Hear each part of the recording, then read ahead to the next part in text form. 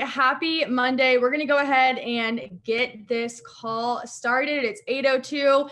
You guys, I am so pumped for us to hear from the one and only Scottie Hobbs. He is absolutely incredible. He is going to be sharing all the things tonight. I want to introduce him because his accolades are phenomenal. I mean, he is just an incredible human being. He's been a husband for 14 years, father for 5 years. He was an elite top 10 coach in 2013. He is a 6-time elite coach, premier 2 times, Success Club 10 all-star legend, 122 consecutive months in Success Club. He's a 14-star diamond coach, 8-star in his second CBC, diamond in his third, wipe is a 1-star diamond, legacy club, 7-figure yearly at 4 years in this business. Like, I'm saying this and getting so freaking fired up. He has got 2 PS coaches that are in the legacy club, 3 total downline legacy club members, and he's a cab member. I mean, if that doesn't just like freaking hit the nail on the head. He is amazing. Super excited for us to hear from him tonight. I will go ahead and turn the floor to you, Scottie. Thank you for being on this call and being open and willing to share with us. We are super stoked to just get all the knowledge and learn from you tonight. So let's go ahead and get started. Awesome. Thank you so much. I've been excited to do this call, like seriously pumped. I'm like, this is kind of like a national wake up call, but I have the freedom to go as long as I want and talk about what I want with no structure. And that's my style. So here we are. I'm going to give some lessons today. As you guys know, the title of the call was 10 questions to help you break through in your business, but it's really in any area of your life. But I'm going to be talking so fast, but I do want you guys to know, if you like have a question as I'm going through something, like just unmute yourself and stop me. I'm totally okay with that. And we could literally talk about each one of these questions for an hour-long team call on each one of these questions individually. So we're gonna have to move kind of quick as I go through it. One thing I want you guys to know about my style of teaching: I'm very unorganized and I'm very vision-oriented, very goal and vision-oriented, unorganized, and I like to tell stories. I'm a storyteller, and I think I've always kind of been like that. But one of my mentors, when I first got started in this business, it was just someone I listened to on YouTube all the time. I got to meet him in person. He just told me one time, he's like, Scottie, the person who tells the story the most wins. And it was like, I made a decision, like, I'm going to tell the story more than anybody else. So that's just a little background about me, my teaching style as we get started. And I'm going to, like we heard the accolades, we're going to talk about some numbers as we go through this journey. But I'm going to say it up front: Beachbody is not guarantee any level of success or income. Everybody's income is because of their own diligence, effort, and skill. And I should have that memorized by now, but that's my style. I'm going to lead you back. I'm going to lead you through how I got started with my story. And as I teach today, I'll tell you why I teach in the way that I teach, or why I tell certain stories, because it's important not to just learn the things, but learn why we do the things and how that impacts and helps other people. About me, as you guys see, I'm holding a baseball. Whenever I do team calls or I'm on a one-way video chat, like I'm just tossing a baseball here. When I was young, I wanted to be a professional baseball player. I had great coaches. I loved being able to play a sport and excel at something and be recognized or celebrated. I got to play in the Little League World Series when I was 12 years old and got to travel with my family, took me around to play baseball. So something I loved, and I wanted to be a pro baseball player. Long story short, we won't talk about it, but I dropped out of baseball. I started doing other things like skateboarding and snowboarding and playing music. And I just did all of these different things. One of the biggest things that I did go into was music. When I was probably 15, I actually met my wife at Warped Tour in 2005. I played in a band. I played in a hardcore like screamo band. I know you can't picture that right now, but so you guys understand where I came from to where we're at now. Like, I had golf tees in my ears. I had 2 lip piercings. I had like the pink stripe in the black hair, playing like screamo hardcore music. My wife promoted for a venue, and that's how we met. We met at Warped Tour in Salt Lake City. So love stories can come out of meeting the girl at the rock show. Uh, but that's a little about me. I always had these big dreams, and I'll tie back in baseball and playing music. But I met my wife. We had our first kid, Kina, on Christmas Day, 2006, about 6 months after we got married. So you guys can figure that out. And I was born in a religious family, Christian family in church. You don't do that stuff before you get married. So here I am, living the rock star life, having a child, getting pregnant before we're married. That's just where I ended up in my life. A couple of things I want to just cut through real quick, and we'll talk maybe more in detail a little bit later. When I was playing music and traveling, I fell into a heavy cocaine addiction and drinking addiction. I dropped out of college and did all those things. So as we talk through some of these questions on how to break through, I want you guys to understand, to get where I am right now, I had to overcome a lot of limiting beliefs of like, I'm not worthy of success. You have this job or this life because of the choices you made previously and all of that stuff. So I share that stuff briefly just to put out in the front, not see the accolades like, oh, shiny 14 star this and elite top 10 this, that you know there's history of failure and wrong choices and feeling unworthy before. So with that being said, we had 2 kids. It was early 2010. I'm working hard at a factory, a steel factory. And one thing I want you guys to understand about me is when I commit to something, I work hard and follow through with it. So I started as a sweeper. I was a dental lab technician. And then we moved back to my hometown of Idaho. Only job I could find was in a steel factory sweeping floors. So I took that job, and it was my old church leader. So he's like, I know I can't pay you what you need or what you're asking, but I could pay you $9.50 an hour, and you can work all the overtime you want. So I started working 12 hours a day, and I was a sweeper. And over the course of 5 years, I worked up to, I was writing the service manuals and I was running the service department. So like, I'm the person that, like, I started at the bottom and I was working my way up. I was on that career path and working hard and putting all my effort in. And I did work the 12-hour day, 5 to 5 for 5 years straight. And I worked every Saturday from about 7 a.m. to 11, just to wrap up a few things on the weekend. My wife, she would go to work at 3 p.m. and she would get home at 11 p.m. She started at 3, ended at 11 p.m. So we had 2 kids at the time. So she would drop the kids off at the neighbors at 3. I would pick them up when I got home around 5:15. So we were living, what I want you guys to understand, we were living this life where it's like we live 2 separate families. Like, I'm a single dad at night with the kids. She's a single mom in the day with the kids.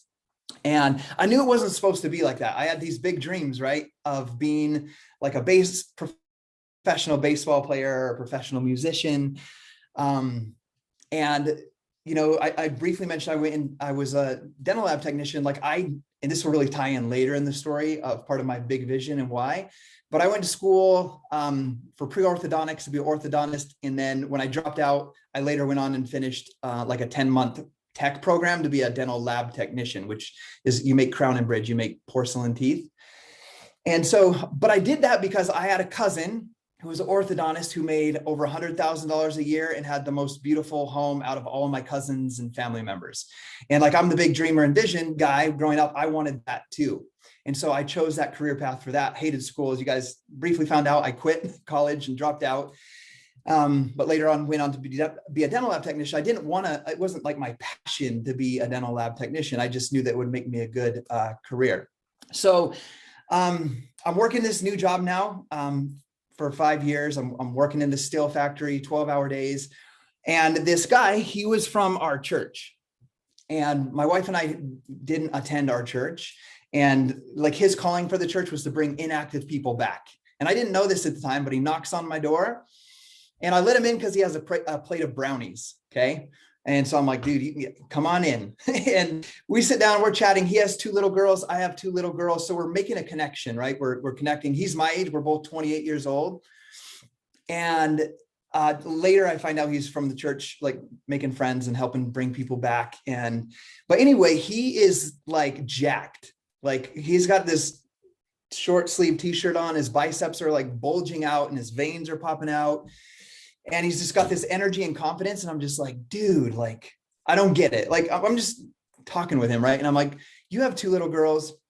I have two little girls. How come you look like that and I'm like fat and chubby? Like, like, what are you doing? And it turns out that he was a special teams football player for the University of Utah. And he had just got a teaching job, a high school teaching job here in Idaho Falls. And he was the strength training coach and the special teams coach for the high school team. So he's like, dude, like, come work out with us. Like, I train the boys in the morning. We strength train. I can train you. We'll get you looking like on point before you know it. So I'm like, let's do it, man. And this is like a brand new friend, right? We just barely met at my doorstep. He comes in and he invites me. And unfortunately, they trained at 6 a.m. and I worked 5 a.m. to 5 p.m. So I'm like, oh man, I can't come. Like, do you know anything I could do at home? And he says, you should do that P90X workout. So that's where my life really began to shift. And what I want you guys to understand is he did exactly what every single one of us should be doing every single day, but he wasn't a coach. Like, he just lived this energetic, like high energy, high confidence lifestyle because of the choices he made through health and fitness and helping and coaching other people as a football coach, of course, in this case. But I was like, okay, I'm going to do it. And one thing you're going to learn about me throughout this whole call is when I commit to something, I go all in and I follow through with it. So I printed out the P90X nutrition guide. I wrote the service manual. So I legit put it in like I was making a manual for my company. Like, I put that in, I like made a cover, put it in my binder, and I had my P90X nutrition guide. I got my coworker to do it with me, and every day we checked in with each other. I'm not going to tell you where we got the P90X DVDs back in 2010, but we got them. And we started P90X, and I committed to it. 90 days later, I lost 38 pounds and I had abs for the first time. Like, I had muscles. I went from doing no pull-ups to I could do 30 pull-ups at a time. And I was just like on fire. Like, I'm like a new person. Like, I'm running 3 to 5 miles on my lunch break instead of like napping in my car. Like I'm a changed man. And it was just like, I just started talking about it, and people saw me running, people saw me doing things different, and they saw that energy, and they just started to ask me like, dude, what are you doing? And I didn't use Facebook. Like, I had a MySpace and I had a Facebook opened up. But I only posted like when my kids were born, like when we'd get their professional pictures, we put the pictures up, and that's about all I did. And I remember I put like my before after pictures or my progress pictures. I started putting them on Facebook. And friends from high school and college roommates and all of these, different people are like, dude, what are you doing? Like, I need help. Like, give me some advice. And so I started helping them, and I would just tell them like, do P90X, do Insanity. And I fell in love with that process. But what I do also want you guys to know is that I had some of the most rude and hateful comments ever in inboxes. Like, you must be blue in the face from talking about your health and fitness and your body and your model wife and the home runs you're hitting in your softball games. Like, they started coming at me. So I'm like, and I was very sensitive at the time. I was still very much easily offended would be the word, my personality before coaching. And so I was like, okay, I'm not going to bother these people. I'll just create a safe space where I can help people that do want advice, because some people want advice and some people are annoyed by it. So I started inviting people into this group. I call it the Staying Fit Family. Just a Facebook group. This is before we ever taught challenge groups. So it's like the OG challenge, like the starting of challenge groups. And I just help people. People would ask it for help, and I would invite them in. And guys, I fell in love with the process of checking into that group. Like, on my lunch break, on my break at work, like my 15-minute break at 9 a.m., like I would check in, and I loved seeing people say like, oh, I notched another hole in my belt, or I'm down another dress size. Like, I was in love with that feeling of receiving those messages. So I just kept doing it. I kept challenging myself. I did P90X again. I put on a weighted vest, like I bought a weighted vest, and I just kept challenging myself and helping people and get started with P90X and Insanity. I put my P90X pictures. I'm starting to get used to social media right now because I didn't use it before. I'm just starting as my P90X journey. And I put my pictures in the P90X like page. And that was the day that I was like, I'm never going to be a team Beachbody coach. That is disgusting. Like, I'm never going to be a coach. And I literally put on my Facebook page that day, if any of these coaches could convince me to be a Beachbody coach, I would absolutely destroy it, was the words I use. I know that doesn't sound like my language now, but I played lots of Call of Duty, and that's what we did when we gamed, we destroyed people. So, but that's what I said on Facebook. And the reason is because I got about 30 copy and pasted scripts saying like, hey, Scottie, nice results with P90X. We're doing a 3-way call, or do you want to do a 3-way call with me and my upline coach this Thursday? Or do you want to hop on this webinar? And I didn't even know what a webinar was. Like, you want to hop on this webinar with us Thursday at 7 p.m. And I'm like, what is this? And they were like copy and paste. They were identical. Like there was like 3 different scripts that I got, and there's like 30 people. So like 10 people sent this script, 10 sent this one. And I was just like, I'm never going to do that. Whatever that is that they're doing, like, I'm not going to do that coaching thing. So I put it off, and I just kept doing P90X, and I kept helping people. But one thing I want you guys to know is, and this will lead into a lot of what we're going to talk about, is this is 2010, just in my first couple of rounds of P90X. I had written on my little memo pad at my job, the vision for what I wanted to accomplish, my life goal. And it was to pay off my house, retire by the age of 50, and have $1 million in my bank account at the age of 50, and just be retired from working. So I had that, I wrote out that goal and that vision. So guys, if you haven't written out a goal and vision, write it down. And this was before I ever became a coach, but I wrote that down. And what I did is, like, I'm working these 12-hour days. I looked like I went from the sweeper to running a service department. And I was like, man, I'm like halfway, I'm like 3/4 of the way to the top positions in this company, like the head foreman or the head engineer, head of sales, vice president, any of these positions. And so I literally like did all the math, like, okay, in 5 to 10 more years, I could be the head of sales or the head of engineering department or whatever it might be. But I also investigated and realized what they made. And no matter how much money I put away on the side, how many overtime hours I worked, and no matter if I got to those positions in 5 years, 10 years, even 15 years, it was impossible for me to hit that goal of paying off my house by the age of 50 and even having like 200,000 in the bank. Like, so it was impossible. So I started doing things on the side, and that was buying and selling Xboxes, Wii's, laptops on Craigslist and selling them. I was building, like, I put up my own vinyl fence. I'm like, I'm a pro at this now. I put up my fence, and I started putting up everybody's fence in the neighborhood and getting paid to do that on my Saturdays and Sundays. So I was just doing all these things on the side. In my job, I was, you like that, don't you? I did once, so I'm a pro at helping now. So it's kind of like as a coach, when we get started, right? I'm the best at this. And then you just start building it.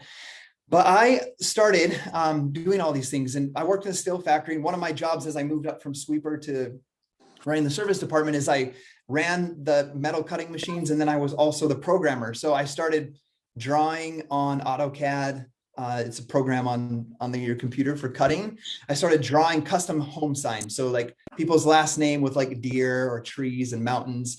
And I started doing custom signs, and I would advertise them on Craigslist. I made a Facebook like page, and would like make things for free for my friends so I could show them on Facebook and then get other people interested and then make for them. So what I want you guys to know about me, nobody taught me how to do any of those side businesses, right? The selling on Craigslist, the like starting a like page and doing a sign business. I had a vision, and I was pulled by that vision, like to do whatever it took, find whatever means possible to earn extra money to put towards that. So I know we're going long on stories, but my whole teaching style is stories. So if you're like, is he ever going to get to the point? The whole point is my stories. I'm going to teach you through them. So I started doing that and working towards that goal. And then one day I'm sitting at Idaho Steel, and I'm just like, okay, that coaching thing was just on my mind. So I Google search, who's the top Beachbody coach on YouTube. And I watched a video from Lindsay Matway. Okay. In this video, she does a 360 video of her P90X results, shares how she lost like 30 pounds. And she said in that video to me, I am a bartender. This is what I remember hearing from her video. I'm a bartender. My daughter was born prematurely. We incurred a few $100,000 worth of debt. Because I'm helping people with P90X, I was able to leave bartending, and I'm slowly paying off that debt. And I'm sitting there and I'm like, wait a minute. Like, I related to that because I'm like, my mortgage, like we bought a house way more expensive than we should have as newlyweds without a stable job. And so that's why I'm working 12-hour days for the past 5 years. And so I'm like, wait, you're telling me like my house is a few $100,000. You're telling me you can slowly pay that off. So like, I'm starting to connect the dots on how I can accomplish that life vision, right? That I have of retiring by 50 with $1 million in the bank with no debt. And so I email her and she calls me and tells me the same story, but she asks me a lot of questions. And that's why my whole topic today is questions and asking you guys questions and making you analyze, because she asked questions that hit my pain points that took me into action, right? She asked me like about my job at the steel factory. Is this something I always, is it something that I always wanted to do? And obviously I had to say that no, I dropped out of college. I was going to be an orthodontist, all of those things, right? She asked me about my wife, like loving her. Does she love her job? Is she always wanted to work in the hospitality industry? I'm like, no, like she works there because I can't pay the bills on my own. So she hit all those pain points, right? And so with that being said, she invites me to be a coach and I tell her, no. I'm like, no, it's not for me.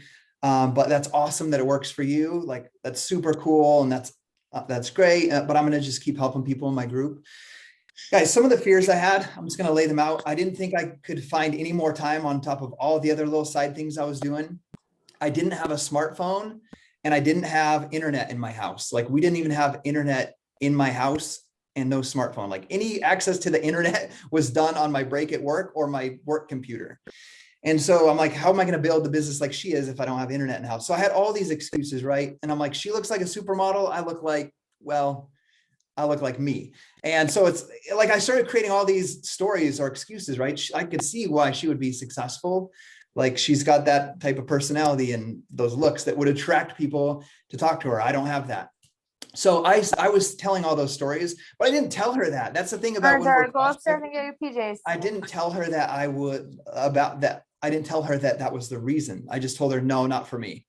And guys, it was 8 months of me telling her no. You know how we have like the promotion with Let's Get Up, $40 off CEO code? Like that's ridiculous. Like when I got started as a coach, it was, you sell them P90X DVDs for $120, Shakeology for $120 for a customer. If they're a coach, they pay $40 to get their DVDs at like $100 and their Shakeology at like $100. So it's like $240. There's a promotion once that was like, you can sign up as a coach and have the sign up fee waived. And Lindsay, obviously doing her job, follows up with me, Scottie, hey, this month you can sign up for free, $0. And look, I'm not even going to make you buy Shakeology. Like just $0, you can be a coach and you can start helping people. And I still told her no. Guys, we were so tight on the budget and all the overtime that $15 was even holding me back on my monthly budget, like adding an extra $15 to our monthly budget. So 8 months pass and then my third daughter is born. Okay. Her name's Ellie. This day is April 11th, 2011. I have this habit of picking up the mail from the lockbox. You guys have seen how busy our schedule is. I pick up the mail from the lockbox at the end of our cul-de-sac once a week. I would take it to work, throw the junk mail away, and then I would take the bills into my office. And then on my lunch break, I could do my spreadsheet, pay the bills, because when I get home, I have now three little girls by myself, right? So I did all that stuff in those little pockets of time at work. And that day there was the hospital bill, the anesthesiologist bill, the doctor bill, the Blue Cross statement saying what they paid, what we would pay, the total amount. And guys, I was sitting in my cubicle that morning and I just felt like that cubicle started spinning around. Like I felt like 2,000 pounds were on my shoulders, like this heavy weight. I don't know if have you guys ever felt like that before? Like you have no control, like a heavy weight. And I just remember feeling like all the questions in my head, like, how do I, like, it was like $3,200, right? But we're already paycheck to paycheck and I'm working all these hours. I'm like, how am I going to like do this? Like, do I have to go back to college and get a higher paying job? Like, how am I going to go to school and work 12-hour days? Does my wife have to stop working night shifts that doesn't pay that well, work full time in the day in a higher paying job? But then somebody else we have to put our kids in daycare all day and someone else raises our kids. And it was like I heard a voice that day, like, be a coach. Like sitting in my office, I just like heard it, be a coach. Like, you love the workouts. You love helping people with the workouts. Like, be a Team Beachbody coach. So the dinosaur I am, I faxed in my coach application on April 11th of 2011. I didn't click a link or do a share a cart. And I signed up as a coach. And remember, I don't have internet in the house. So I do my coach training from my neighbor's house. And I did my getting started right call with Lindsay. And she had just got back from a free trip that she had earned. And she asked me about my goals. And I tell her, oh, dude, April and I are both April 11th. That's awesome. So I'm talking with Lindsay and she asked me about my goals. And I tell her, I didn't tell her about my big goal, my big vision yet. Right. But I was like, what are your goals with Beachbody? And so for me, I'm thinking Beachbody goals. I'm not thinking of how it ties into my big vision yet. And I'm just like, I need to make $10,000. Like, cause I'm just coming off of like these hospital bills and that feeling I had on the day I signed up. And so I just say, I need to make $10,000. And Lindsay says, I can't promise you $10,000, but I promise that your income will be a direct reflection of the number of lives that you change. And so I remember that's the day that I decided, like, I'm going to change as many lives as I possibly can with this opportunity, with this business. And I'm a numbers person. So I tell Lindsay, I'm like, okay, like how many lives equals $10,000? Like I need to know. And she just basically tells me like, hey, here's what I do. I hit Success Club 10 every single month. I've been a coach for a year and I've earned that much. So it's possible if you hit that goal every single month, you could be there in a year. So I made that decision on that day that I was going to hit Success Club 10 every single month and I was going to earn $10,000. Okay. So I'm going to stop right there for a minute. I want you guys to understand there's a clear goal set. If you don't have a clear goal set yet, I want to make sure that you set that goal. For me, yes, Success Club 10, Richard. And for me, Success Club 10 was the goal and earn $10,000. And $10,000 was so important it was my big goal with Beachbody at that time, because $10,000 meant that, you know, my wife made like $14,000 or so working at the Hilton Garden Inn front desk. And we paid like $3,000 in babysitter costs when she would drop them off. And then I would pick them up over the course of the year. So I figured if I could make $10,000, she wouldn't have to work at night. And when I got home from my job at 5, we could eat dinner together as a family, and we could go for walks, go for bike rides, kick the soccer ball around the front yard, and do all those things that we'd never been able to do because our entire married life, we lived these two separate lives. So that was my goal. What I want you guys to understand is I made a decision that I was going to hit. It wasn't like, I hope this happens. It was, I made a solid decision of this is what I'm going to do. I also had just seen Lindsay Matway and thousands of other coaches on a cruise ship with Tony Horton working out to P90X. And I was so mad, like sitting at my cubicle. I was like mad, like how come, like, there's no way, like I'm in a cubicle and these guys are in the tropical paradise. Like, and in my head, and I don't mean this in a arrogant way, but I was like, I know I can work harder than most of those people. And I deserve to be somewhere like that, not in this cubicle. So in that call, I just asked Lindsay, like, how do I go on those free trips that you just went on? And she said, the next one is in Atlantis in the Bahamas, 2012. To qualify, you need to hit Success Club 10 for 9 out of 12 months. And guys, remember, I signed up April 11th, getting started rate calls that week. It's like getting late April, mid to late April. I literally had that month to start my business to make sure that I hit Success Club to hit that goal of going to Atlantis. I printed out I put on my 2 screens at work on my screensaver, a picture of Atlantis. So every single day I got to work at 5 a.m., I could see that goal that I was working towards. And that goal was important to me. You're going to hear me say when there's a goal, why it's important to me. That goal is important to me because when we got married, remember, we have a very tight budget, the way that we were living. We had our kid, thanks to the help of Medicare and WIC, helped us out a ton. So I'm grateful for that. But when we went, she worked for the hotel. So we booked 3 nights in Florida in 3 different cities, like from north to south. And they were like $39, $45 a night because she worked for the Hilton and we prepaid for them. And like I'm Google searching, I got the cheapest rental car I could find, cheapest flights. We get there, this car takes us to the rental car place, and it's like not at the airport, it's somewhere in a ghetto-ish area. And I get there and they won't give me the car because my wife and I don't have credit cards or debit cards. We had $500 in an envelope, and so we couldn't get our rental car to go to our hotels that we'd pay for. So we literally in the last week of July walked through Miami dragging our suitcases and spent half of our $500 on a cheap hotel that smelled like smoke. And that was our honeymoon. And so like when I found out about that free trip to the Bahamas, like I was like, I'm going to give her, like, I'm going to earn this and I'm going to give this to her. So there's another goal and the why and the reason behind it that would push me or pull me towards that. So with that being said, guys, I worked my butt off over the course of that year. I worked every night from 8:00 p.m. Like I would get home from work at 5, feed my kids, bathe them, change diapers, listen to webinars, like somewhat from my coach as I was doing all of those activities, put the kids to bed. And then from 8 to midnight, every night, 7 nights a week for a year, I worked on my business. Instead of running or napping on my lunch break, I worked for an hour. My 15-minute break at 9 a.m., I was calling somebody or writing a post on social, like every minute that I had, I did. I quit my softball team and they made fun of me. And I told them like, hey, guys, give me 1 year and I could play softball every day. But like right now I can't play softball because I am building this business with Beachbody. And so I made all of those sacrifices. I sacrificed a ton of sleep. And in 14 months, I tripled my full-time income, and my wife and I both left our jobs in June of 2012. So I've been a full-time coach now for 9 years. And like, this is our only source of income. And it's amazing. And I'll hit you on the feels a little bit with this one, but we had 3 girls at the time. We have 2 boys.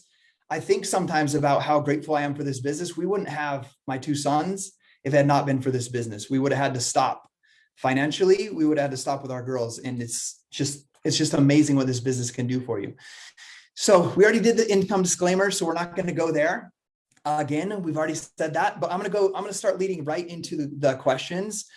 I know as we, let's say this call got scheduled because of a post in the roundtable. And I've done this call a few times for a few teams, but someone was asking like, I want to have someone share their story and really drive home what this business can become and what's possible.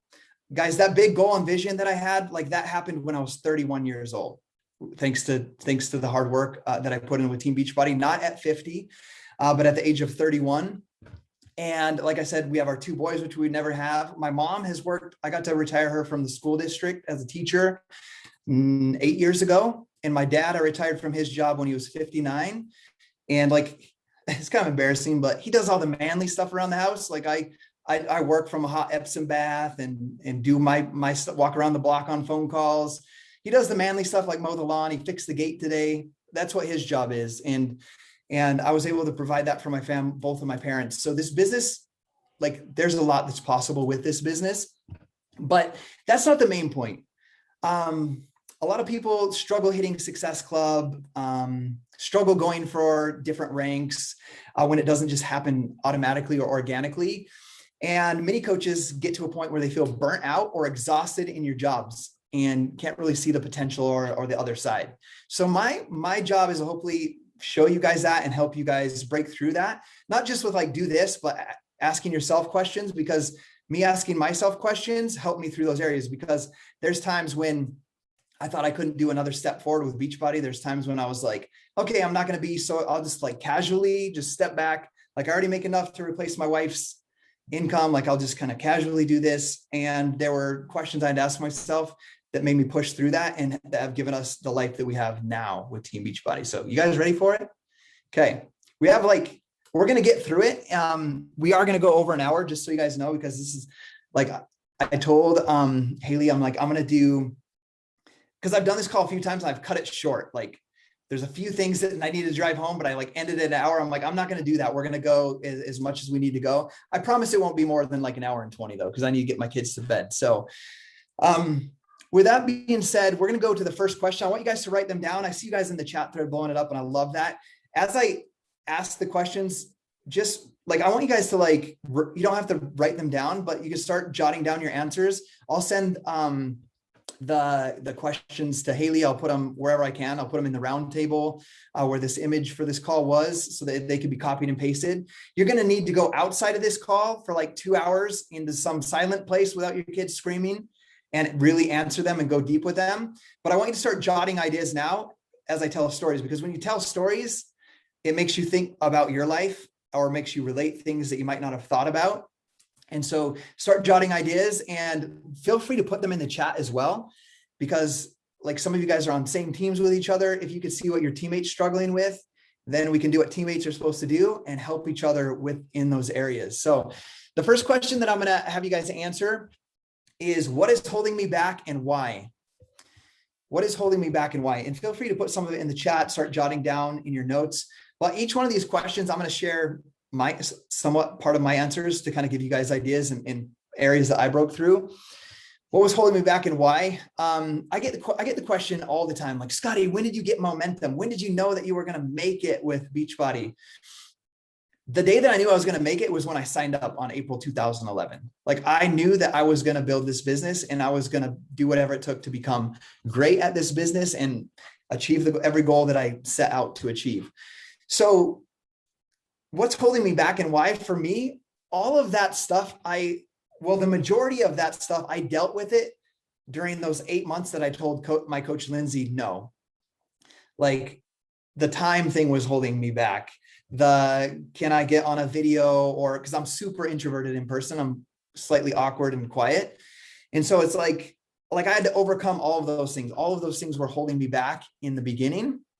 And so I had to overcome those as I went through. And there's things like, and I'll hit on this later, what's holding me back right now, my life is so comfortable.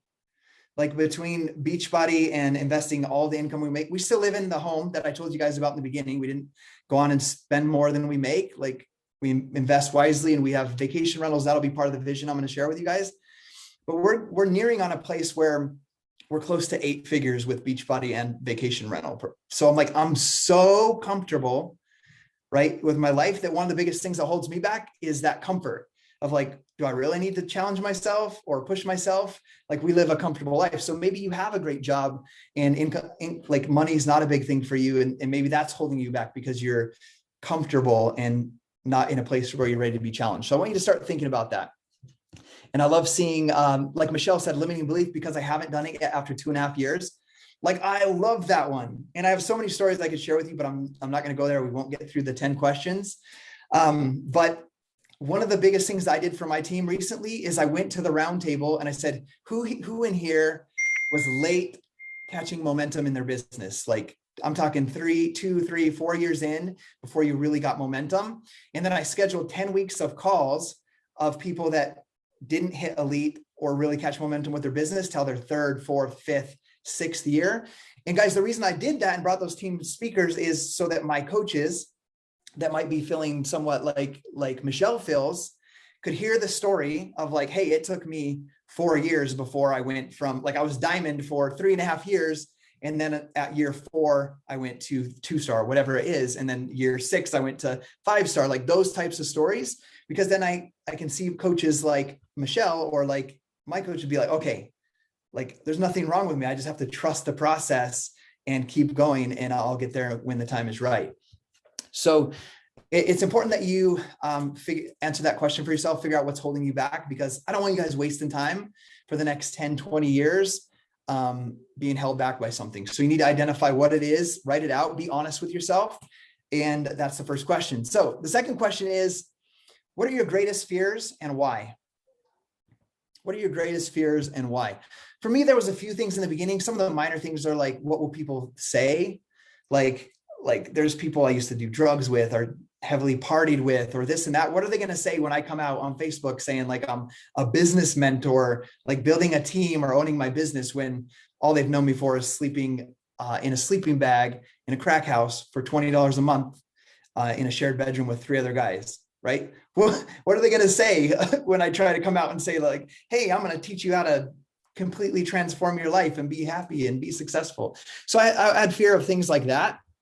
But one of the biggest fears was, there was a time about, I don't remember when it was. It was in my first year though. I remember walking through my job. Like I had to connect with everybody, the salesmen, the engineers, and because I ran the service department, I had to connect everybody in building parts and shipping parts and all that stuff. And I remember walking through the factory one day, and I remember just looking at everybody in there. was like I was walking through there slow motion, like looking at the head foreman, looking at like the person in charge of this department. And I remember thinking about that long-term goal I had, and really thinking like, okay, like in the next 5 to 10 years, I could be that head foreman. And I remember looking at him this particular day, and I'm like, I don't want to be him. Like, I don't want that light. Like, I don't want to be like him. He was ornery. He was hard to talk with.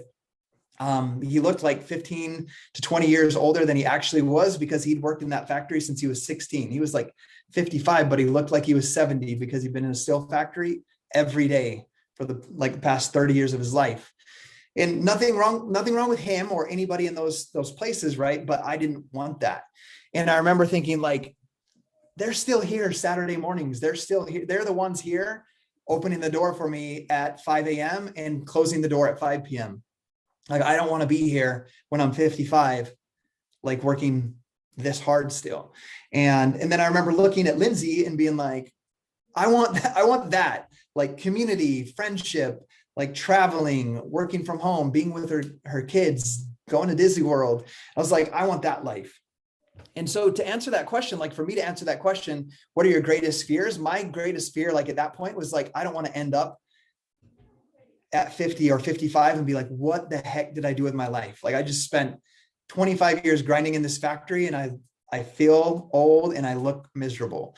And so that was a big fear for me. So I want you guys to really, really dig in and see what your fears are and why. And some of them could be smaller things like, what will people think of me? Some might be those bigger things like that experience I had walking through the factory.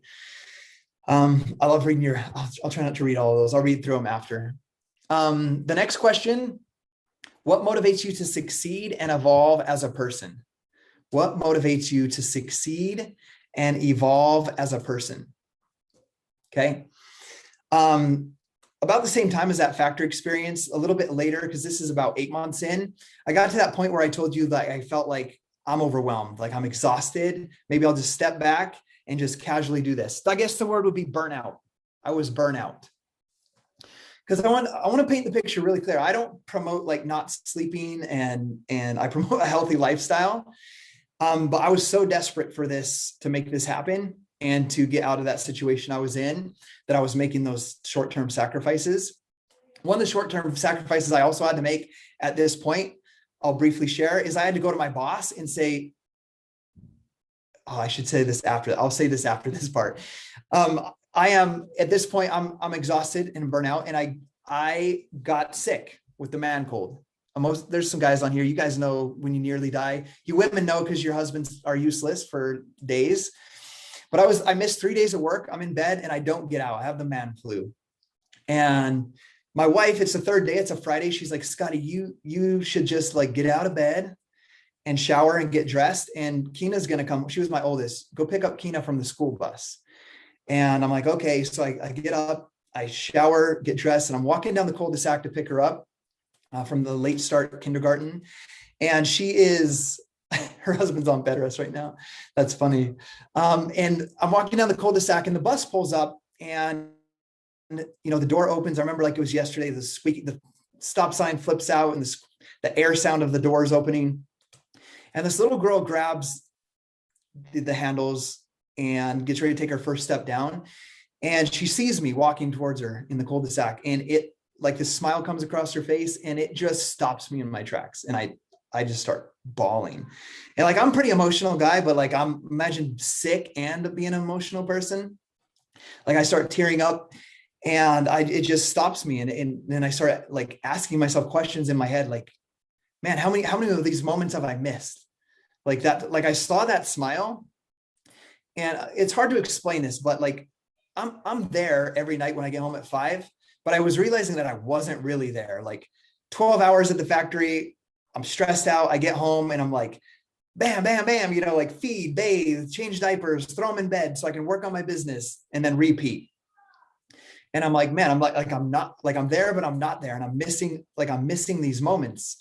And it was that moment where I realized, like, I don't want to miss another moment like these. How many moments like this have I missed? And how many more will I continue to miss if I don't break through or push through this pain that I'm feeling, like this exhaustion and this burnout. And like, I don't want to keep working as hard as I am working. And I realized like in that moment, like that's where the vision got bigger. And I want to tell you, some of my first coaches didn't like me for the reason of going from like make $10,000 in this fun little thing to working my ass off even harder to earn enough to bring myself home. Like they didn't accept that goal and that dream. And like I got criticized for it. But I made that's where my vision became bigger than $10,000 a year with Beachbody, where it was like, I'm going to make this my full-time job. Like, I'm not going to miss daddy with donuts. I'm going to pick my kids up from the school bus. I'm going to take them, to their dance class. I'm going to do all these things and I'm not going to miss out again. And so that's when the decision was made that I was going to be a full-time coach with this. It wasn't like, I'm going to hopefully do this, or maybe this will work out for me. Guys, I am going to make this my full-time job. And that's when that goal and that vision was set. But there was something I realized in that moment where it was, have you guys heard the quote? There's the two greatest days in your life are the day you're born and the day you realize why. And like, that was the day for me. Like, I realized like, if I, and I say this in a way that hopefully you could be like, okay, if this guy, Scottie, can do it, I can totally do this. I was like, if I can do this, like a college dropout, ex-drug addict, who knows whatever other things that I've ever felt guilty about in my life for choices. Like if I can overcome that and completely change my life with good friends, working out, nutrition, community, and a hope for a better future with an opportunity for me to put my talents and skills into, like if I could do that, I could teach, inspire, or mentor anybody, like anybody, to go after whatever goal, dream that they've ever had in their life. So that's where my vision became greater. And I realized that this was my purpose and my passion as a coach. And so that's what really motivated me to succeed and evolve, because that was the point where I was like, I don't really want to push forward. Like I'm making $300, $400 a week with Beachbody. At that point I was, and I'm like, that's more than my wife would make. She could technically come home. So I could have took my feet off the brakes and I could have done this casually an hour or so a night. But that's the point where I broke through to that next level was on that day where I saw my daughter on the school bus. So I want you guys to really think about, what is it that motivates you to succeed and evolve as a person? Okay. The next question, sorry, I'm going to get distracted reading the comment section. I got to stay away from that. What are the three most important things you have learned about yourself? What are the three most important things that you have learned about yourself? And that could be anywhere in your life. Like after being married, what did you learn about yourself? As we become coaches, we dive into this personal development world and we start to learn things about ourselves. As we apply what we're learning in personal development, we start to learn about ourselves. One thing that I learned about myself that I didn't realize, I'm that annoying guy that you meet me and I do something and you're like, oh my gosh, is there anything that you don't do? Like I can jump garbage can, not anymore, but I could jump garbage cans with my skateboard, backflip snowboards, play the guitar, play the bass, play the drums, do Beachbody coaching, whatever it might be, right? Play baseball, whatever it is.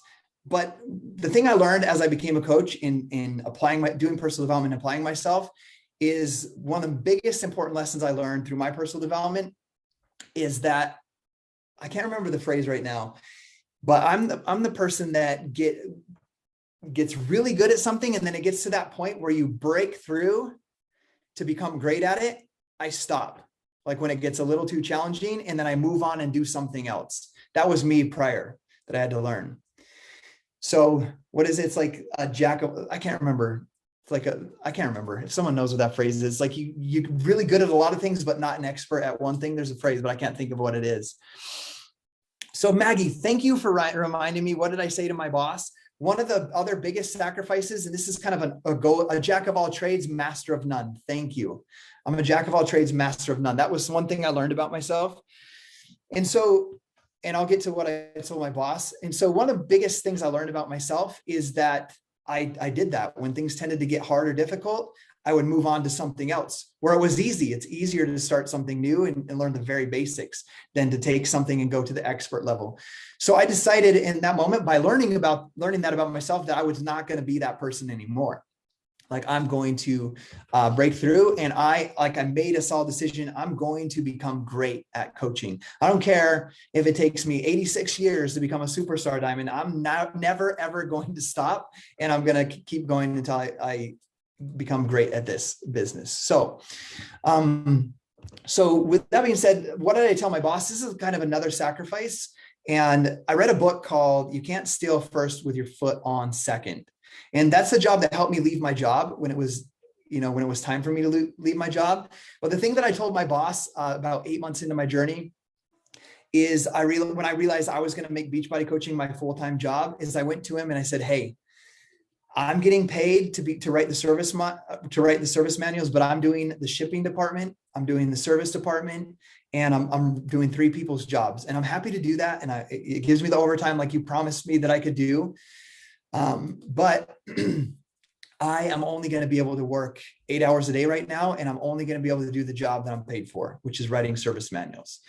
And like, he asked me, he's like, are you going to quit to do that Beachbody thing that I've been seeing? And I was like, I don't know if I'm going to quit or not, but I can't build that Beachbody business at night and do everything I'm doing here. And so I had to make a huge sacrifice. I had to go that was an all-in decision for me, because that cut me off on my path of growing through that company to the top positions, right?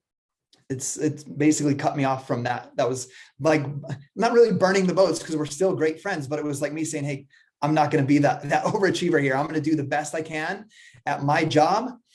And I had to make that sacrifice. So that's one thing that I had to do. But I had to do that because I couldn't go on sleeping 4-hour nights, working till midnight, being up at 4:30, being to work anymore. So like, literally when I made that decision, went to my boss, like, I could start going into work 8 to 5. So I could stay up till midnight, sleep till 7. So I had to make that sacrifice as well. So I share that because I want you guys to understand some of the sacrifices that have to be made in order to do that. So the next one, that one was, what are the 3 most important things you learned about yourself? The next one, I also learned about myself that I was very, and I kind of mentioned it earlier, easily offended. So I had to grow a tough skin. As Craig Holiday taught me, he's like, if you want to be successful in this business, you have to become an emotional matador. He's like, a matador is the guy, a bullfighter with the red flag. Like, when those emotions come at you like a bull, you got to be able to dodge those and not be affected by them. And so, like, I learned that about myself. Like, I have to do that. And there's so many times every single day, like, our team is now 45,000 coaches large. Like, I have to be able to dodge other people's emotions and keep a even level-headed mindset, clear on goals and visions, and taking execution on plans, right? So that's another thing I learned about myself, and I had to change. So the next thing, the next question 5, what lies do you continue to tell yourself? And we'll breeze through some of these. I told most of the big stories. What lies do you continue to tell yourself? I'm too busy. You heard all of mine. I don't have internet in the house. I don't have a smartphone. I don't look like Lindsay Matway. Like, tons of lies, right, that we tell ourselves. One of my biggest one is like, I'm not deserving of success. Like, I don't deserve to live a life like I see others living, because I'm an ex-drug addict, because of this and that, whatever, right? Because I'm a college dropout. And I used, like, those stories lived in my head. I used to drive down my street before Beachbody, and I'd see someone with a boat or a camper, like a trailer, and I'd be like, what the heck do they do? Like, I could barely pay my mortgage. Like, what in the heck do they do to afford their house and some sort of toy? And then, like, I would tell myself, like, oh, you don't deserve those things because XYZ, right? Like, maybe if you wouldn't have dropped out of college, or maybe if you wouldn't have found a drug addiction, like, you would have a life like that. So I want you guys to really identify, what lies do you continue to tell yourself? And I love seeing you guys share some of those on here. The 6th question is, what do you do that continues to keep limiting your success? What do you do that keeps limiting your success? And the one thing I want you guys to know is you guys probably know exactly what you're doing to limit your success. You're not making the sacrifices. You're telling yourself like, I'm not a good leader. Who would want to listen to me? Whatever it might be, you know exactly the things that you're saying or the things that you're doing. Binge watching shows on Netflix, or like going off your meal plan constantly so that you're not proof of the products and then you don't have the confidence to share it. Like, you guys know exactly what you're doing. And Erin, yes, I'm going to send her the questions. So I'll send those questions over. So you guys know exactly what you're doing to limit your success. So I want you to start writing them out. These questions are so you can be honest with yourself, so you can change, and so you can break through to the next level. Okay, the 7th question that you're going to ask is, what are you most passionate about in your life? What are you most passionate about in your life?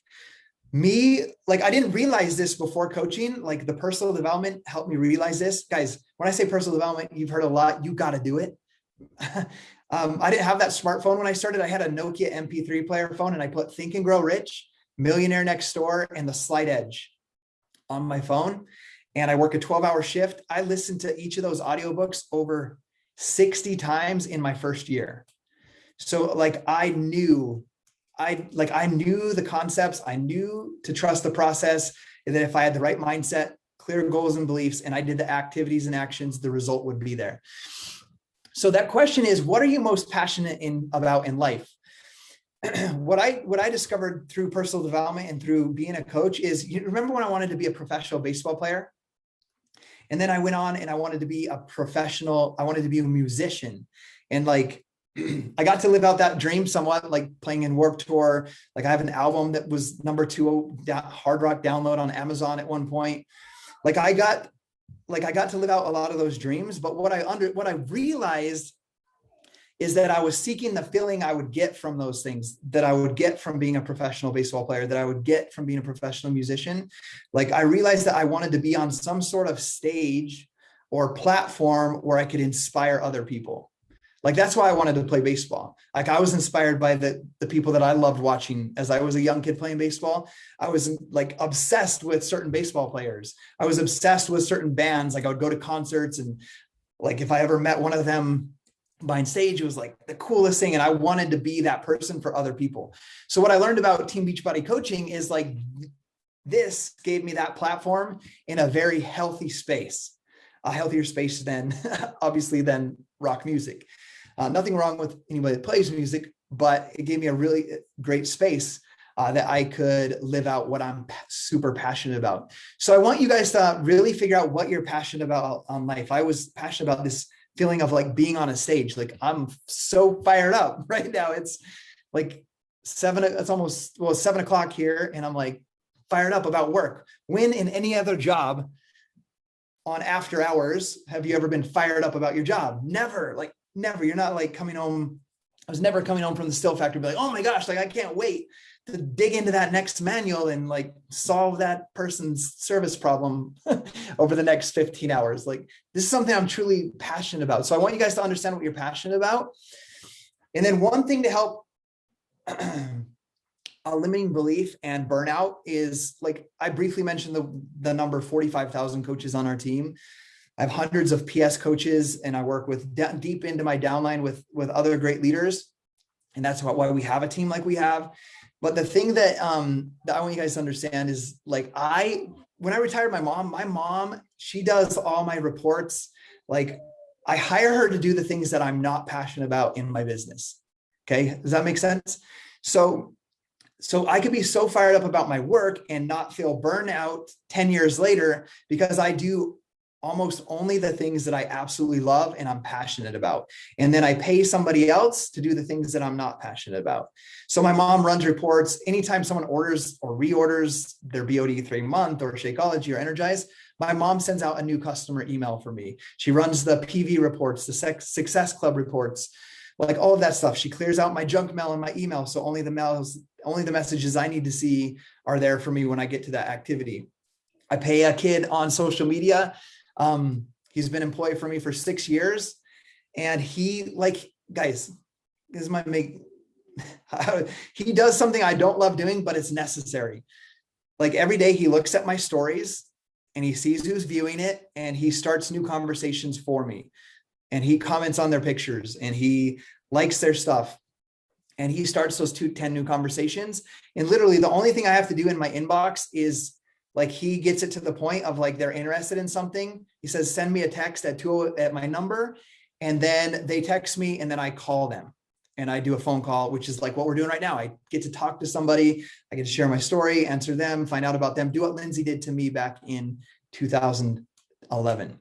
So that's one thing that like, I'm passionate about that, about personal development, teaching people, sharing my life stories and experiences to teach other people. I love getting on the phone with someone, learning about them, talking about them. And so I love making videos. Like I made 2 YouTube videos today, just like in my mind, I'm like, oh, that's cool. How Spalding fixed my basketball. That was great customer service. I'm going to teach that and relate that to Beachbody coach. Like I'm always just teaching through my life experiences. And that's what I'm most passionate about. So in order to avoid burnout is I do those things. And I know if you're just starting, you don't have money to pay somebody to be your employee. But as you start to grow, this can help some people in limiting beliefs. Because I've heard people say like, I'm already overwhelmed with a team of 25 or with just a diamond. I feel overwhelmed. And that limiting belief comes in like, I don't know if I could lead a team of 50 or of 100 or a star diamond team. I share that brief story with you to let you know that as you grow your team, you can hire help. This is like a real business for you guys. So that's I really figured out what I'm passionate about. So in order to keep seeing success 10 years later, you have to understand what you're passionate about and stay dialed in on your gifts of what you're passionate about. So we all know that we have to do our bat every day in those activities, and they get done, but they're not necessarily always done by me. So, but they get done every single day. And when you're brand new, and when I was brand new, my entire first year, like I had to do all of that myself as well. The first thing I hired for help was my mom as part-time to like and comment on Instagram when I was first learning Instagram in like 2013, was to like and comment on like people's Instagram pages to help me grow a following. And it was like, it wasn't very much. It was like $10 an hour. And she did it like once a day, an hour straight of liking and commenting and adding friends. So super simple. And guys, you have to understand too, her doing that gave me the prospects. And you sell a challenge pack and you earn $50, I could give $10 to my mom for that hour of work. Does that make sense? So you have to understand that when you're investing in something like that, it will come back. Okay, the next question, because we're already at the hour, is what is the vision for your life? What is the vision for your life? I shared with you guys, I had a vision before Beachbody coaching to have $1 million, have my house paid off, and retire at the age of 50. Guys, I'm super simple. When I quit my job in June of 2012, people were like, oh my gosh, Scottie, what are you going to do now that you're retired? Obviously, I'm not retired. I still work every single day. But my answer to them was like, you know what I'm going to do is I'm going to sleep 8 hours every single day. Like if I sleep 6 hours at night, I'm going to take a 2-hour nap in the middle of the day. Like that's the vision for my life. I'm going to get the sleep I need. So I'm very simple in that. So it's when we're talking about setting a vision for your life, it's important that you get clear about what that is. Like for me, that was part of like, I didn't want to go through my day feeling like I was just going to fall asleep anytime that I sat down. Like I want to be alive and vibrant. So I take naps still 9 years later and I love it. So what's the vision for your life? You guys saw what my first vision was. Guys, there was a small vision. There's a big vision for my life that I kind of had before Beachbody. And then there was that small vision of earning $10,000, the vision of taking my wife on this dream honeymoon and being able to spend time with my family together in the evenings. So figure out what your vision is. If you want to continue to grow and evolve and succeed, when you achieve that vision, you have to expand it. You have to pick something else that will challenge you to grow to the next level. So I need a drink. I've been talking so fast and I'm introverted, so I'm going to fall asleep right after this. Okay. So I love seeing these. Do not work night shift anymore. I love that. Go get it, Victoria. So my current big vision, I've been working on it for like 7-8 years now. I have 3 years left to achieve it, is to own 5 vacation rental properties that are worth $1 million each, paid in full. That's my big vision I've been working on for 8 years after I left my job. And you might be asked, like, why 5 $1 million vacation rental homes? Because I know people that are like, stop buying at big box stores and buying somebody else a second home, like buy from your friends. Like I see all those types of comments before on Facebook. So I had fears of setting big goals and visions like this. But then someone put it in the comments, someone else's opinion of you does not define your reality, right? And no one's opinion is going to pay your bills, or they're not going to pay mine. So my vision of owning those $5 million vacation rental homes paid in full is because I have 5 kids. Okay. And when my kids graduate high school, go on to serve a mission or go to college or start their life, their married life, or whatever it is their path is, in their youth right now, I want to teach them how to manage those, how to run the profit loss statements on those, how to market those, and earn an income from the vacation rental properties, so that when they go on to choose their career in their path, that they choose something that they actually love, knowing that they can be financially taken care of with the skills I taught them with that, and that asset they have as a vacation rental to help pay their bills. Because for me, right, I made that mistake. I went to college to be an orthodontist because I knew that if I was an orthodontist, I could have a nice home and the life I wanted, but I had no passion, no desire to be in people's mouths whatsoever. And I don't want them to make mistakes like that. So like one of my daughters, she's a competition dancer. She loves dance. Maybe she wants to dance, and maybe dance only makes her $20,000 a year or 30 or whatever it might be. She can do dance and love it, and then know that she can have her school or her bills help take care of with what I've taught her and that vacation rental. Does that make sense? So there's not just a goal of that, but there's a why and a reason behind that goal. So, and by the way, my kids get paid $20 for every personal development book they read, like the big ones, like John C. Maxwell. And I have one kid that reads like 3 John C. Maxwell type books a week. She's earning like $60 a week off of me reading John C. Maxwell books. So I'm teaching them those things in the beginning. It's all part of that big vision. So I need you guys to make sure that you get clear on your vision. And I want you guys to, like, when you create your vision, I want you to create it as if there's no limits. Like you guys have like taken some of your goals and dreams that you had when you were a child and put it in the attic and locked it in a chest. You need to go up there, unlock it, and write the visions and those goals out, and realize you've got like 30, 40 more years to accomplish that vision and those goals, and that you're capable and you're deserving and you're worthy of every goal and vision that's ever been placed in your heart. Like I have a belief that if you've had a goal or vision placed in your heart, God placed that there, and there's some way for it to come to pass if you believe in yourself and that you're worthy of that. So next 2 questions. What limiting beliefs and stories do you hold on to? I think we've hit on this a little bit, but it's a direct question. What stories and limiting beliefs are you holding on to? I have beliefs that, like, I can't be as good as Micah Folsom. Like, she's like 7 business centers and like 3-time superstar diamond. And I'm like, have these beliefs in my head, like, oh, she's just got, like, we're the same religion, so we have a lot in common. She only lives 25 minutes from me too. So I have all these beliefs, like, she's just got some little gift that I don't have, that she's great at that. And it's cool that, and I have a belief, like, it's so awesome that she's done that, but I just won't get to that level, and I'm okay with that. Like I literally put that belief in my mind recently, and I had to work through that. So what limiting beliefs are you guys holding on to? And what stories are you holding on to? I'm not worthy. I don't have time. Who's gonna want to learn from me? Whatever it is, what are those beliefs, so that you guys can let go of them? Okay, the last question, number 10. What does success mean to you?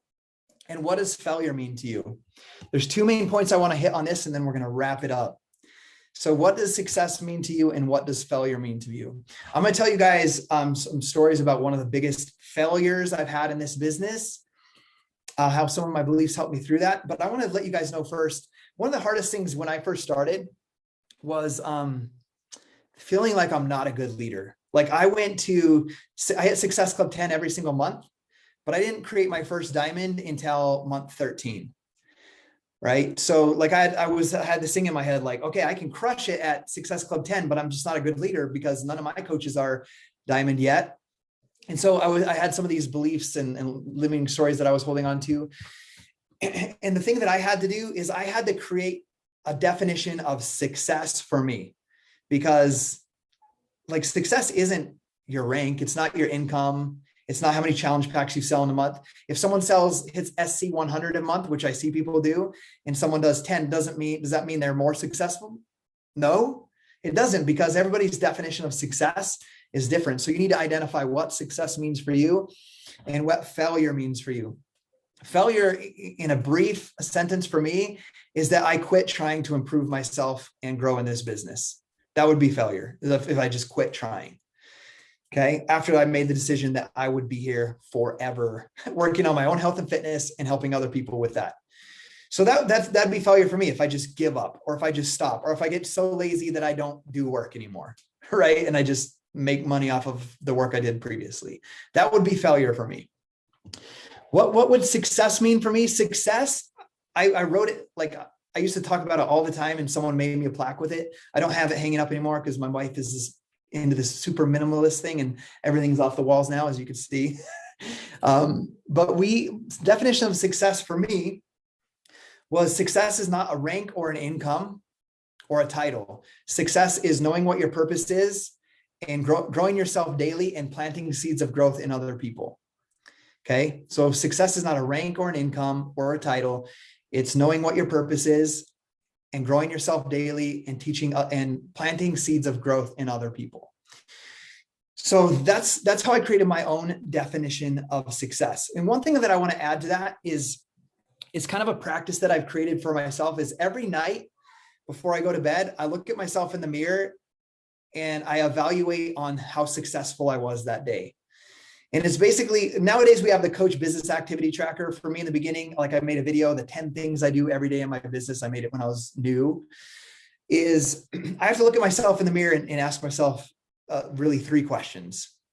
Did I believe in myself, these products, and the opportunity 100%? Did I have a clear goal, and do I have a clear goal and vision? And did I do all 10 things on my to-do list? Or did I do my entire business activity tracker? If I can look at myself at the end of the day and say, like, yes, I have belief in myself, the products, and this opportunity. Yes, I believe in myself. Yes, I have clear goals and visions, and I did all the activities. I can look at myself and be like, you did the best you could today. You are a great leader and you're a great coach. Okay.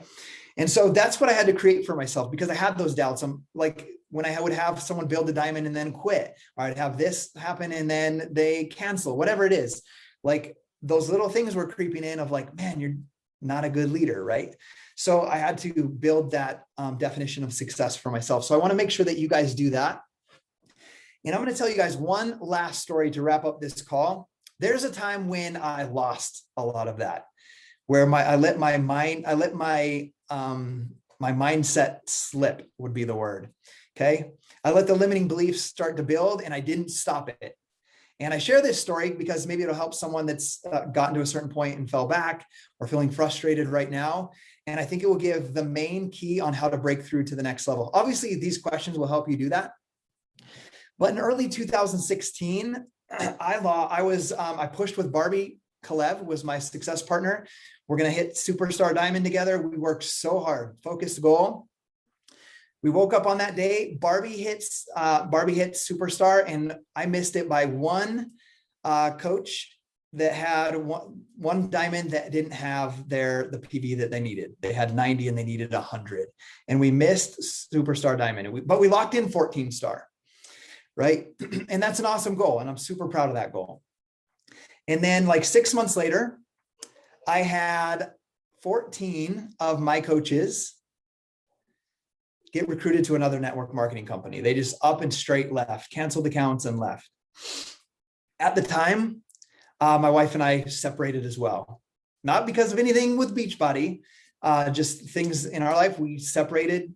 She left. I'm here in Idaho Falls with the 5 kids. And it's my fault, mostly my fault.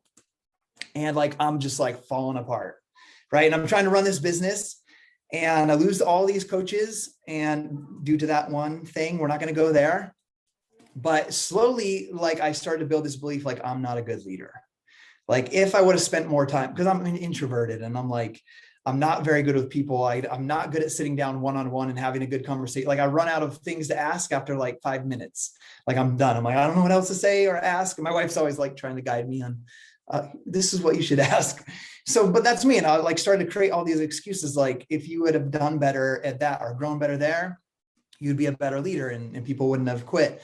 And so I started to create all these beliefs. We went from 14-star diamond to 4-star diamond. My second business center went from 8-star diamond to diamond. My third business center was just barely diamond, and it just basically stayed there.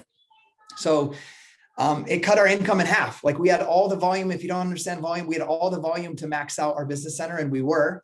And so when we dropped from 14-star to 4-star, it's a $6,000 a week drop of income, just gone like that. And like I'm providing for my parents, like, you know, I have 3 full-time employees, and like I'm just like my marriage, everything. I'm just like I'm shook, right?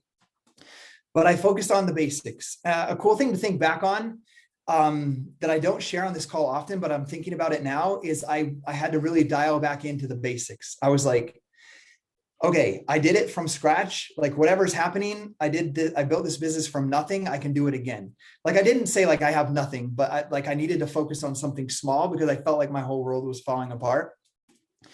And so that's the year that I met and started mentoring Chris Pandolfo, who won the Beachbody Challenge, won $100,000 at our last live thing. I was like, I'm going to dive into this. I'm going to show that this works. And I put all my time and energy into that.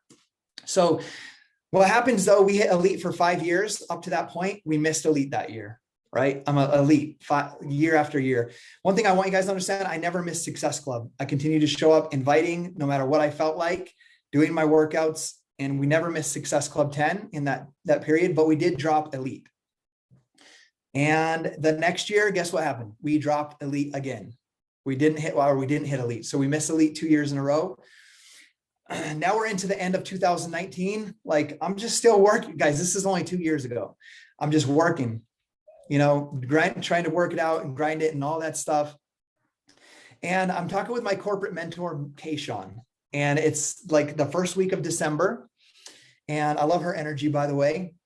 Totally not my energy, but I need that energy in my life for this business. But I'm talking with Kayshawn, and she's like, Scottie, what's up? Are we going to hit elite this year? Are we going to lock it in? Because we have 1 more month. And I'm like, she's like, how's it looking? And I'm like, it's not looking good. Like, it's not good at all. And I was like, I have 1 diamond. I need 2. And as far as elite points go, I was like, I need 25 elite points. And they come from the category of signing a new coach and having them hit 1 Success Club point, or I have to have a new coach from this year or last year, hit Success Club plus me, and that's how I'm going to get points. So if we do the math, because I'm a numbers guy, I have to sign 10 coaches this month. Every single one of them has to have 1 Success Club point, and 5 of them have to hit Success Club. If we do that, we can hit elite. But here's the problem, Kayshawn. This is what I told her. Kayshawn, here's the problem. I have signed in, and I used to be embarrassed about this, but this is why I love talking about this now, because people can really relate with it. I signed 35 coaches, about 35 coaches that year. I signed about 3 to 5 coaches a month. Guys, not 1 coach out of those 35 hit 1 Success Club point that entire year. Not 1. I literally signed 35 coaches. None of them sold a single challenge pack. Okay. So what do you think that's doing to my already shook belief? You don't have, like, something's wrong with you, Scottie. Like, okay, you can sell, like you can hit Success Club, but like, you're just not a good leader. Like you're not cut out for this. Those were the beliefs that I was creating. And so I was telling her that, I was telling Kayshawn that, and I was like, I just don't feel like I'm a good leader. And she did 2 important things for me. Number 1, and I think it's important that we have a coach or a friend that does this for us when we get into that type of mindset in any area of our life. She's like, Scottie, like, she didn't say it like this. She's basically like, shut up. Like, what are you talking about? You're not a good leader. Like you hit Success Club every month. You led a top, you were number 4 in the company in 2013. You did this. She just started reminding me of my successes.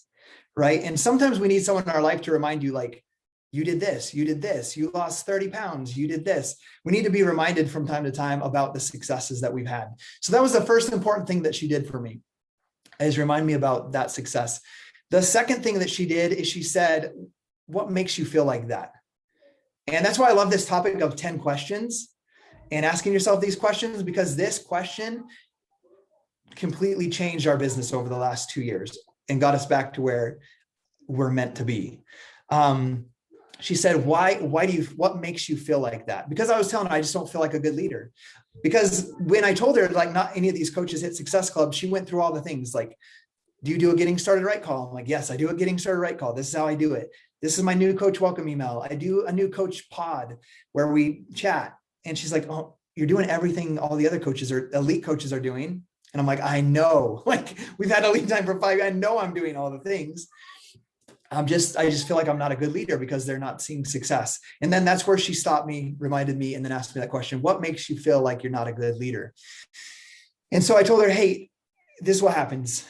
Like, I go to my memories on Facebook, or they pop up, and I'm like, I see, like, on this day, 3 new diamond coaches, or I see me with 15 of my PS coaches on a Success Club cruise. And I see all these awesome memories, and they're not with me anymore. Like, they left. And it reminds me of, like, they left. And like, I just feel like I'm not a good leader because they wouldn't have left if I had done XYZ, like all these stories. Right. So I started telling her that. And I was like, that's what I do. And every time I see them, I feel like I'm not a good leader, but I keep going there. And like, I was like, literally one day I like saw, we did a diamond push for 60 days and there was 72 diamonds in our, like, new diamonds in 60 days in our downline. And I was like, I don't see like 2 in the downline in like 60 days nowadays, like something like I'm not a good leader anymore like that. I've just lost it. And so she's like, here's what you need to do.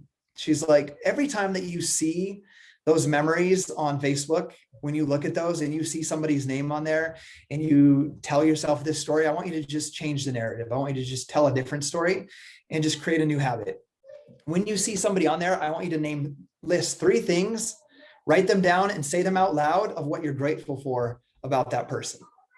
And so I literally started doing that. I had coaches, like, one of them, I won't name any coach, but one of them, I was like, oh man, because of so-and-so, like, she came into our business in 2012. She hit Success Club 10 every single month. By the end of her 2nd year, she had left her full-time job. She was home with her 2 daughters.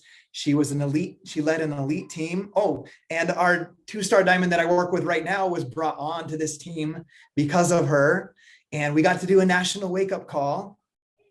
And we got to teach people how to do the invite process, like how to call someone, how to ask them questions, how to end the call. And we did that like a script type back and forth. And that was so cool because we got to teach and inspire thousands on the wake-up call and how to invite better. And I just started doing that with every single person that I saw in those memories versus saying, I'm not a good leader, or I must not have this anymore. I changed that habit and I started doing that. I still do it even today, 2 years later.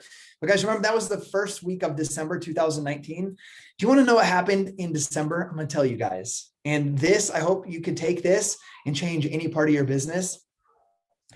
Guys, I signed 9 coaches that month. We were averaging 3 to 5 in December, which is a hard month.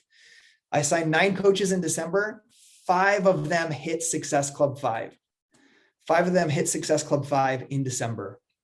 Guys, I did not change my getting started right call. I didn't change my onboarding process. I didn't change how I did my coach training. What did I change? Like, what changed? It was my mindset. 100% my mindset and my belief.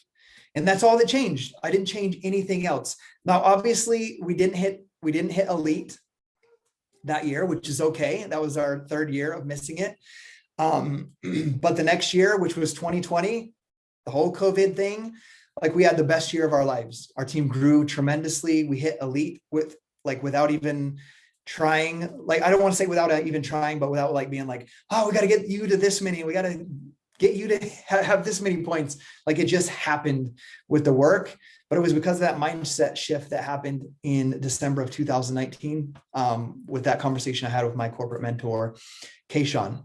So with that being said, we've gone through the 10 questions. I've shared that with you. What I want you guys to know, like, your success, you guys have probably heard that the Pareto's law, the 80-20 law, where 80% of your results comes from 20% of the people in your team, or, they give lots of different examples.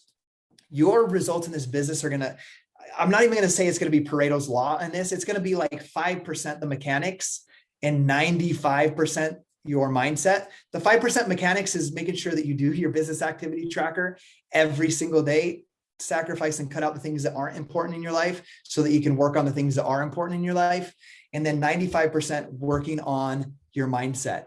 And there's a great, you remember I listened to the Slight Edge over 60 times my first year. And just to remind you of this story, he says, you don't just take an axe to a tree and swing and swing and swing and put all your effort into that, trying to chop down that tree. It's, you need to stop, sharpen the axe, and then swing at the tree.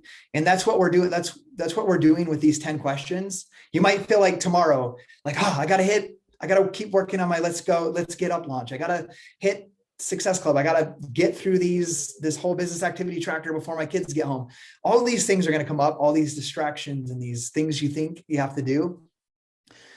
Make sure that you take the time to go through these 10 questions and get real serious with yourself about them. Talk with your success partner about it. I think it would even be cool if you answered those 10 questions inside, like obviously for yourself, but then share them with your team, share them with your coach, share them with your success partners so they know what to help you work through. So with that being said, guys, we're at an hour and a half. I didn't want to go longer than that. I hope that helps you guys out. We don't really have time for questions because I need to get off and get with the kids, but I'm just grateful that I had the opportunity to come here and do what I'm most passionate about with you guys. Thank you so much. The chat is blowing up. Shoot me those questions whenever you get a chance. No rush. But I think you just changed the game for all of us. Scottie. I so appreciate it. You're welcome. Have a good night, everyone. Okay. Thank you, guys. Now let's get to work.